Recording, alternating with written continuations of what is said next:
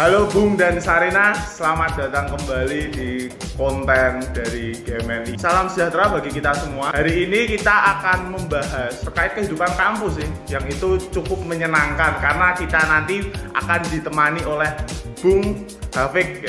Bung Hafik dari mana, Bu? Sebelumnya, Assalamualaikum warahmatullahi wabarakatuh. Salam sejahtera buat kita semua. Om Swastiastu, Namo Buddhaya, salam kebajikan. Nama aku Antonius Hafik Indradi. Teman-teman bisa panggil aku Hafik. Aku dari Fakultas Hukum Universitas Gadjah Mada, angkatan 2018. Aku bakal ngobrol-ngobrol dalam kapasitasku sebagai ketua dari Partai Gotong Royong, Partai Mahasiswa di UGM. Oke, nah itu udah ada clue-nya ya, Bung dan Sarina. Jadi kita akan membahas terkait lebih dekat dengan Partai Gotong Royong. Untuk teman-teman yang non UGM ya, mungkin itu kurang mengetahui terkait apa itu Partai Gotong Royong, karena juga jarang-jarang sih ada kampus yang pakai partai ya juga. Iya, relatif ya masih belum banyak sih. Oh, masih belum banyak. Oke. Sebelum jauh kita ngobrol ini. Aku penasaran nih, Bung, sejarahnya PGR itu gimana berdiri? Kalau dari berdirinya PGR sendiri itu start tahun 2017. Bulan Oktober 2017 PGR berdiri.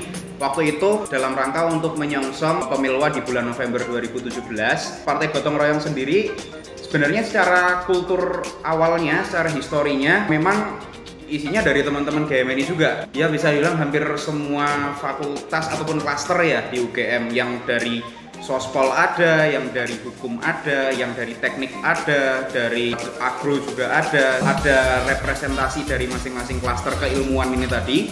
Tapi juga nafas pergerakannya, nafasnya dalam berpolitik dijiwai oleh semangat ideologi teman-teman GMNI juga. Itu tertuang di asas dasarnya teman-teman PGR. Kita ada 3 asas dasar. Yang pertama nasionalisme, pluralisme, dan juga demokrasi. Jadi wadah awal PGR ini dibentuk tentu sebagai partai mahasiswa untuk mewadahi kepentingan politik ya. Konteksnya adalah untuk BMKM ataupun MPM Senat Univ, untuk mewadahi kepentingan teman-teman nasionalis secara garis besarnya, dan tentunya sesuai dengan historinya dulu untuk mewadahi kepentingan teman-teman GMNI UGM untuk bisa turut serta berkontribusi di politik kampus. Berarti juga masih belum terlalu lama ya? Ya, masih muda. Termasuk pendirinya, Bu? Kebetulan aku 2017 masih seragam putih abu-abu. Oh, berarti kita Masih seumuran. muda. Ya, kita seumuran. Ngomong-ngomong ya, Bu, kalau kita perhatikan lebih lanjut, di UGM kan memakai sistem KM ya, Bu, keluarga mahasiswa. Nah, di UNY sendiri itu juga menggunakan KM, Bu, keluarga mahasiswa. Tapi gimana sih kok UGM itu akhirnya bisa memakai partai itu, Bu? Oke, sebenarnya sejarah KM UGM yang ada saat ini itu sebenarnya melalui sejarah panjang. Ada banyak bentuk negara mahasiswa ya, katakanlah sejak zaman dulu tahun 70-an, tahun 80-an, 90-an sampai dengan 2000 dan pasca 2016 dibentuklah sistem KM seperti yang ada saat ini. Tapi sejarah panjang partai mahasiswa itu sebenarnya bisa kita runut sejak tahun 1998. Partai mahasiswa tertua di Indonesia itu sebenarnya dari UGM. Kalau pernah dengar Partai Bundaran, itu memang partai mahasiswa tertua, dan sistem partai mahasiswa ataupun juga sistem KM-nya sendiri itu sebenarnya suatu bentuk kritik terhadap sistem pemerintahan nasional. Makanya dibikin partai, terus dibikin istilah presiden mahasiswa gitu segala macam. Itu tuh sebagai simbol bahwa ini loh, mahasiswa tuh juga kalau mau bikin konsep negara, konsep pemerintahan kita juga bisa. Tapi apa yang membedakan mahasiswa sama bapak-bapak dan ibu-ibu yang di atas? Value kita dalam berorganisasi, value kita dalam bergerak, value kita dalam bekerja tetap dijiwai oleh semangat intelektualitas. Ya, dijiwai semangat perjuangan mahasiswa gitulah. Nah, itu sebenarnya bagian dari sejarah panjang KM UGM secara keseluruhan. Partai mahasiswa hadir untuk mewadahi kepentingan-kepentingan dari kelompok-kelompok mahasiswa dalam konteks politik praktis, politik kampusnya. Nah, esensi dari partai itu sendiri kan untuk membagi masyarakat dalam suatu kelompok-kelompok kepentingan tertentu dengan value yang sama, dengan ideologi yang sama, dengan nilai-nilai yang sama. Dan aku rasa itu yang jadi cerminan kenapa di UGM ada partai mahasiswa untuk mewadahi kelompok-kelompok kepentingan ini tadi. Dan memang secara jumlah partai mahasiswa di UGM itu sebenarnya lumayan baik ya, sekitar 7 dan juga bisa sampai 8. Dan masing-masing partai-partai ini memang punya value-nya mereka masing-masing, punya nilai-nilai dasarnya itu tadi. Kalau PGR seperti yang aku sampaikan tadi ya, nasionalisme, pluralisme, dan demokrasi. Tapi pada prinsipnya partai mahasiswa itu pertama dia sebagai corong untuk bagaimana mahasiswa itu bisa mengaktualisasikan diri, bagaimana mereka bisa turut serta dalam pergerakan mahasiswa dan juga sebagai wadah aktualisasi diri untuk politik praktisnya itu tadi, politik kampusnya. Jadi memang kalau dibilang apakah partai mahasiswa itu politik praktis, ya pada akhirnya tujuan dari politik memang ada sisi praktisnya. Tapi apa yang membedakan partai mahasiswa dengan partai politik nasional, bagaimana kita konsekuen untuk mengawal isu dan mengedepankan ini loh, kita tuh masih mahasiswa, jadi tetap menjadi wadah. Oke, berarti kan PGR ya menjadi sebuah wadah untuk menghimpun niatan teman-teman yang ada di UGM itu buat maju mungkin ke MPM atau ke BEM-nya. Apakah teman-teman secara umum, teman-teman di luar dalam tanda kutip GMNI kayak gitu itu bisa gabung nggak, Bu? Sangat bisa, sangat bisa. Jadi kalau aku pribadi dan aku melihat kultur partai mahasiswa yang ada di UGM sendiri, memang pada akhirnya tidak bisa benar-benar disegmented, oh partai mahasiswa ini tuh dalam naungan ormek ini aja. Apakah PGR sama dengan GMNI? Tentu secara kelembagaan berbeda dan tentu secara tujuan dibentuknya pun juga berbeda. PGR menjadi wadah bagi mahasiswa UGM untuk berkontribusi di politik kampus dengan sistem politik yang ada di KMGM sendiri. Sedangkan GMNI ini sebagai wadah kita membangun metode berpikir, wadah pergerakan. Meskipun aku berani bilang nafas pergerakannya sebenarnya sama. Nafas yang dibawa, nilai yang dibawa, bagaimana PGR mencerminkan diri itu sebenarnya kurang lebih bisa dibilang sama. Nah, secara lebih besarnya PGR karena dia partai mahasiswa, dia bisa mewadahi mahasiswa dari berbagai macam kalangan. Itulah kenapa kita di PGR ada asas pluralisme. Nggak hanya terpaku khusus untuk GMNI saja, untuk orang tertentu saja, sebenarnya enggak. Dari kalangan teman-teman Islam tradisional, dari kalangan teman-teman NU. Aku waktu dulu 2020, aku senat dari PGR, temanku sesama senat PGR ada yang dari kalangan NU. Non GMNI juga banyak, dari teman-teman anak-anak tongkrongan yang dulu dia besar di Hima, dia dulu besar di katakanlah di kalangan teman-teman supporter, tapi nafas imajinya sama dengan PGR dan bisa merasa nyaman, bisa fit in melalui PGR. Ya pokoknya semua bisa ditampung. Tujuan kenapa PGR sebagai partai mahasiswa itu berdiri, ya kita kepingin UGM ini bisa menampilkan wajah mahasiswa yang nasionalis di Indonesia sesuai dengan Pancasila. Betul. Jadi kita bisa belajar banyak, ketemu banyak orang di dalam PGR ya. Iya. Terus kalau ada mahasiswa umum ataupun mahasiswa yang tergabung dalam GMNI yang ingin maju untuk mencalonkan diri nih sebagai ketua BEM maupun perwakilan di MPM itu, apakah dari PGR ada kriterianya enggak sih, Bu? Oke, secara kriteria sebenarnya general ya, partai-partai mahasiswa tuh ya yang jelas mahasiswa aktif gitu segala macam. Kalau masalah latar belakang atau apapun itu kita nggak ada mensegmentasi, oh mahasiswa ini nggak bisa ikut PGR, oh mahasiswa ini nggak bisa, oh ini aja yang diambil buat masuk PGR, gitu sebenarnya enggak. Kita tetap terbuka, kita tetap open karena orientasi mahasiswa untuk mau join Parma, mau join politik kampus itu kan lahir dari diri mereka sendiri, aku yakin. Jadi kalau memang tertarik untuk masuk PGR dan memang yakin bahwa oh PGR itu cocok dengan apa yang nilai-nilai apa yang aku miliki, mari kita berkembang bareng. Dan entah itu di MPM, entah itu untuk BEM Univ, ataupun juga mau sekedar belajar, mau sekedar cari teman di PGR pun sebenarnya terbuka lah kita. Yang jelas ya kalau masuk PGR ya kita konsekuen karena kampus UGM ini juga salah satu jati dirinya kan kampus Pancasila, kampus nasional. Ya jati diri itu nggak boleh lepas dari anak-anak PGR. Justru kalian yang harus jadi aktor, kalian harus bisa membawa simbol-simbol itu, harus bisa menampilkan itu ke kalangan teman-teman kalian. Jadi yang penting selama kita bisa jalan dengan visi yang sama dan emang niatnya pertama oke lah mungkin masuk Parma orientasinya untuk mendapatkan wadah organisasi baru, mau mengaktualisasikan diri. Nah, yang pertama yang dipegang oleh dulu pendiri-pendiri PGR tahun 2017 sampai sekarang ya kita ini sama-sama cari teman baru, sama-sama kekancan lah. Entah itu ketika proses kita berpolitik ataupun dalam kegiatan sehari-hari, dalam kegiatan partai apapun itu, ya udah nilai pertama yang kita pegang, kita berpartai ya kita kekancan dulu. Tidak perlu yang muluk-muluk atau cuman atas landasan kepentingan sesaat doang. Itu yang berusaha kita bangun kultur ini sih, persaudaraannya lah paling enggak. Beragam orang itu nggak ada kriteria khususnya harus kayak gini, harus kayak gini ya Bu. Yang penting mereka mau belajar bareng, yes, kita nongkrong ngopi ya, gitu. Ya betul. Kadang ada pertanyaan terbesit terkait partai mahasiswa. Nah itu strukturnya itu gimana sih?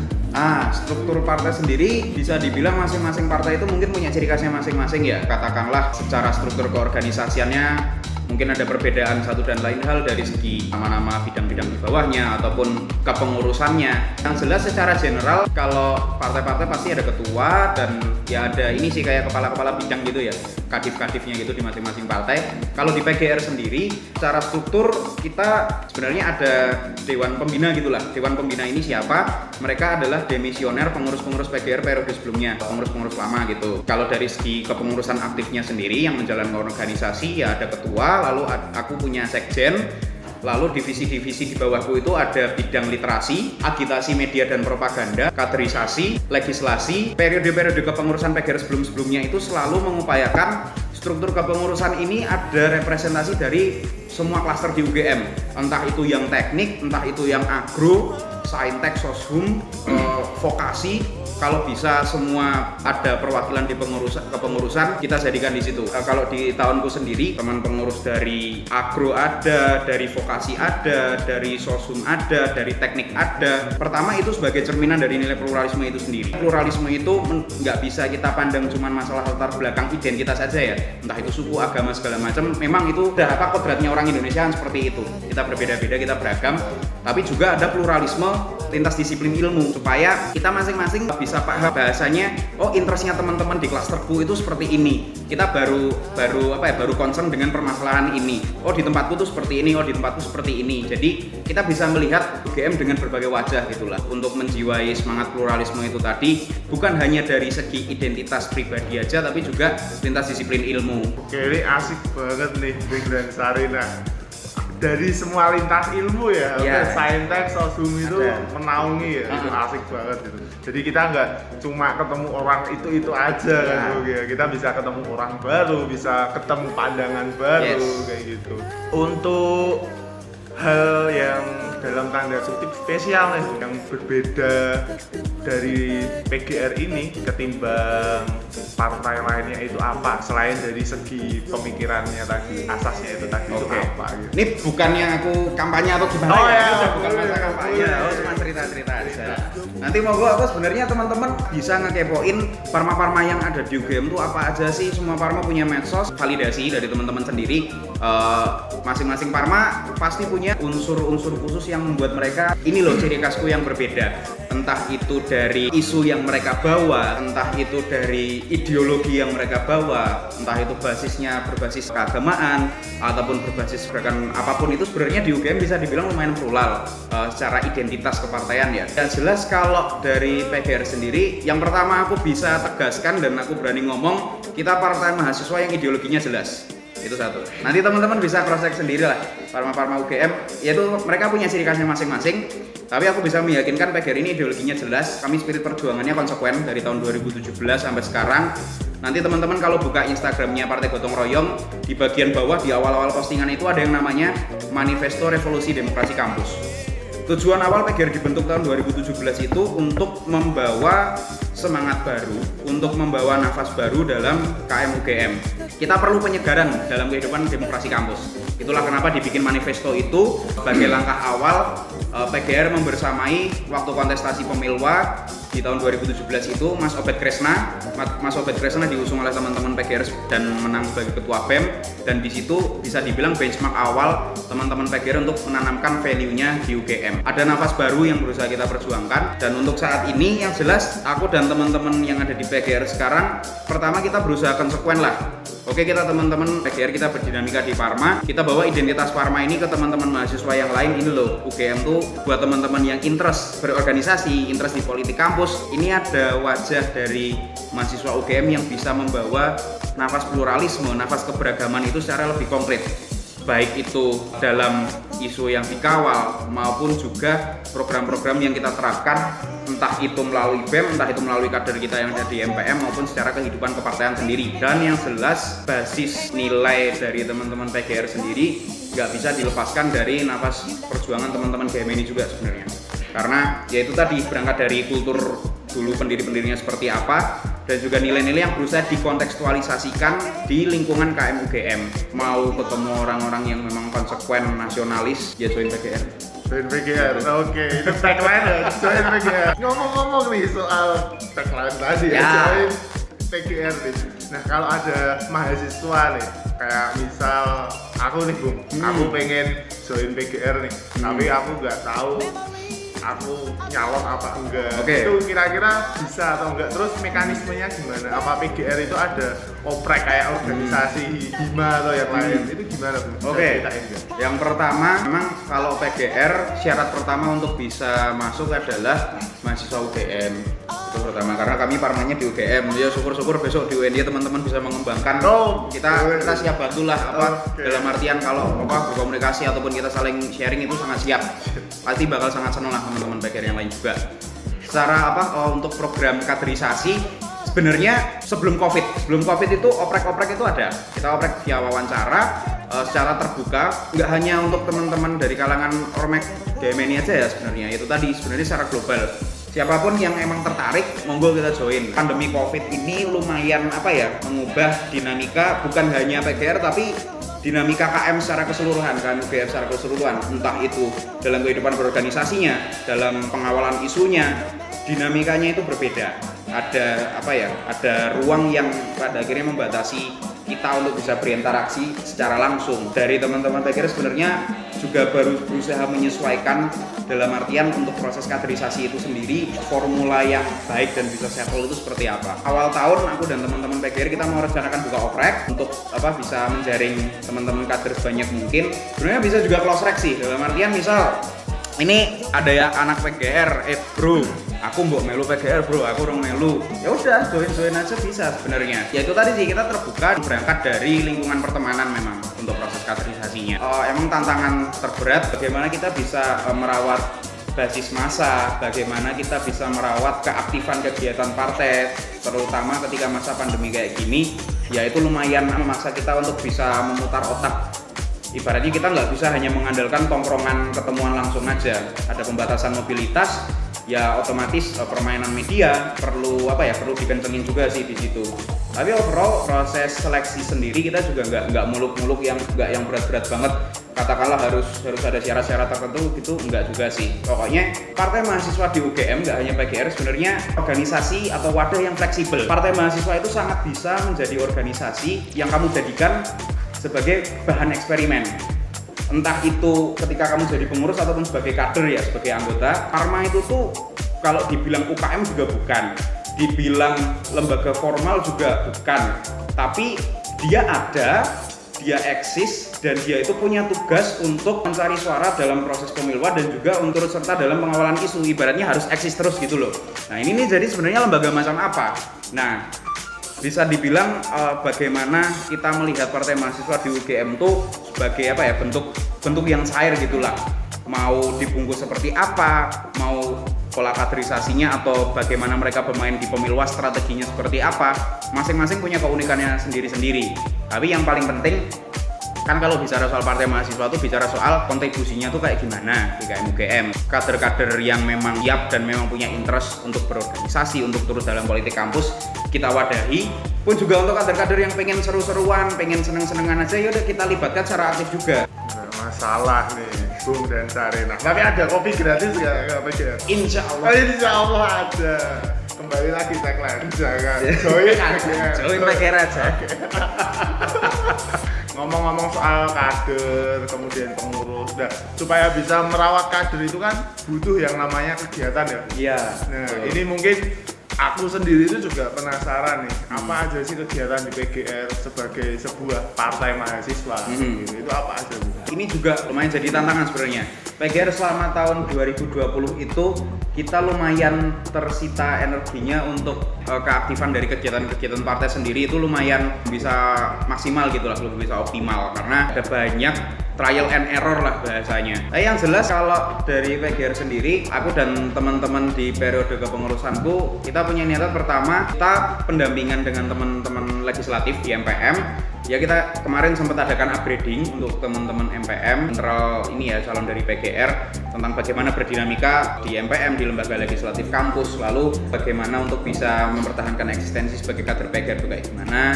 Dan sebenarnya aku kemarin banyak brainstorming sama teman-temanku pengurus, kita pengen mengadakan entah diskusi ataupun kita juga ada niatan bikin-bikin kayak tulisan-tulisan gitu. Ya apapun bentuk kegiatan yang Pertama, fleksibel, tidak terlalu muluk-muluk, nggak terlalu mahal atau apapun segala macam. Tapi yang jelas ini loh, PGR itu meskipun bukan masa pemiluan tapi juga tetap eksis, kurang lebih seperti itu. Kalau dulu belum pandemi itu beberapa kegiatan yang diadakan maupun ketika awal-awal pandemi itu ada, nanti bisa dicek di IG-nya PGR, ada cover lagu, ada juga dulu campaign ramah lingkungan sempat. Lalu ini kita ada tulisan-tulisan di Medium sebenarnya, tulisan-tulisan dari beberapa kader-kader PGR di periode-periode sebelumnya. Ya tulisan-tulisan opini yang tetap ini sih landasannya itu bicara soal bagaimana memandang nasionalisme di UGM, bagaimana PGR dalam melihat interaksi sosial mahasiswa di UGM itu seperti apa.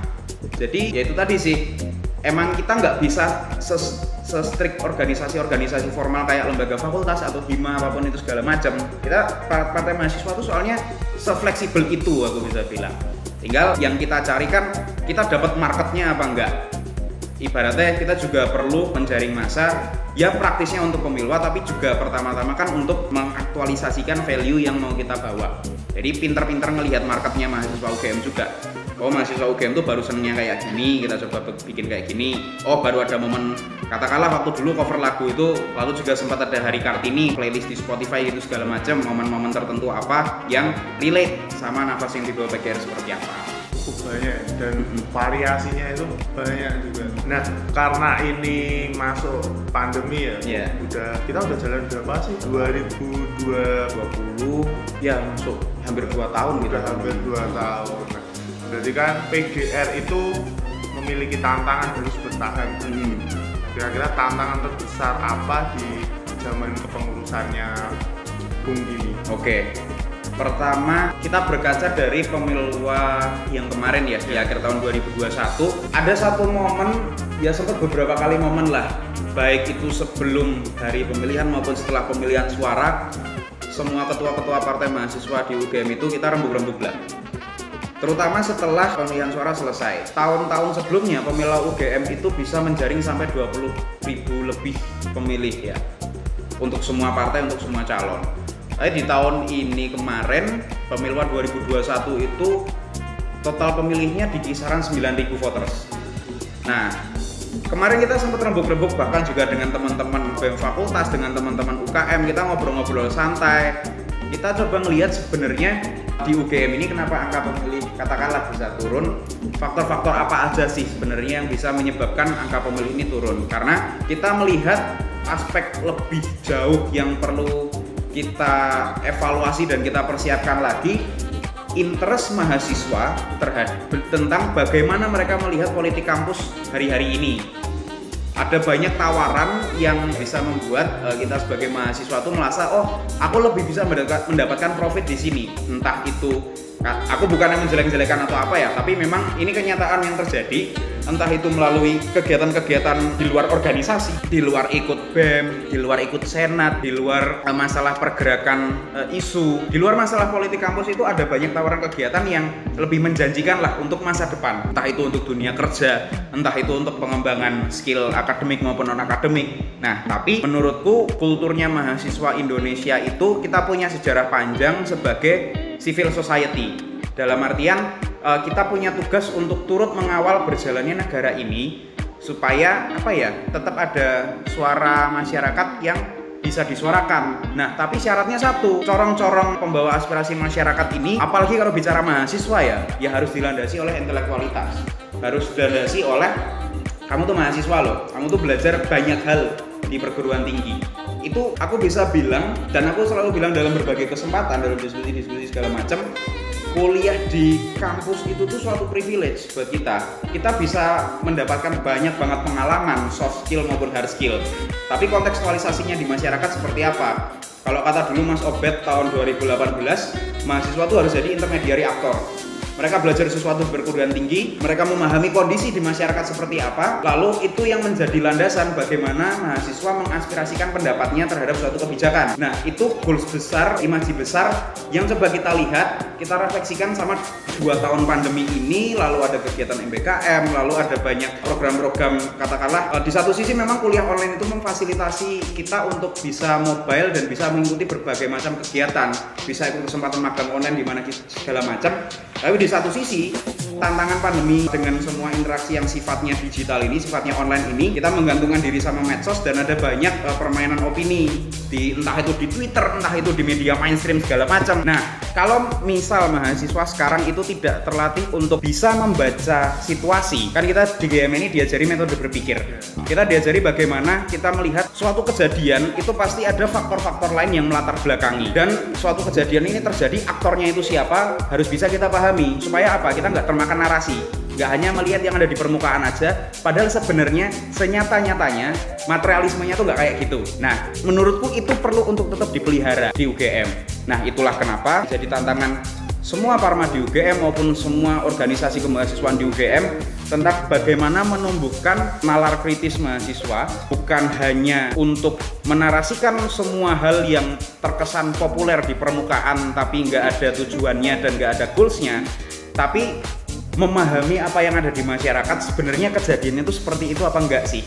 Jadi jangan hanya menjadi mahasiswa yang omong kosong aja, dan itu bukan hanya tugas dari PGR Semangat, tapi sebenarnya semua ini ya, aku lihat semua kalangan mahasiswa di Indonesia hari-hari ini perlu untuk coba merefleksikan itu lagi, karena nalar kritis itu perlu, idealisme itu perlu, tapi kita dihadapkan sama tantangan zaman, kita dihadapkan sama perubahan sosial, ada disrupsi teknologi dan juga disrupsi pandemi ini. Ya kita harus bisa menyesuaikan diri untuk bisa survive.